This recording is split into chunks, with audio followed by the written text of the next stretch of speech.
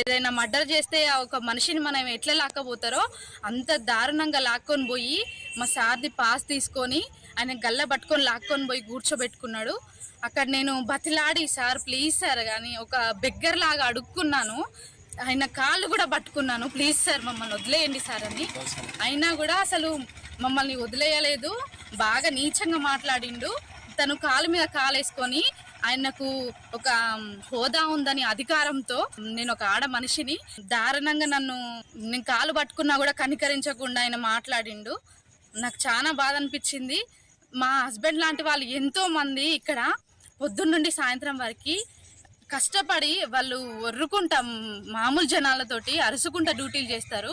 At least వాళ్ళ ఒక్క వైఫ్కి నేను 10 మందిని తీసుకొని రాలేదు. మా హస్బెండ్ ఎవరిని నేను ఒక్కదాన్ని, అది కూడా నాకు హెల్త్ సరిగ్గా బాగాలేదు, తీసుకెళ్తా అని తీసుకెళ్తే అంత దారుణంగా చేసిండ్రు మమ్మల్ని.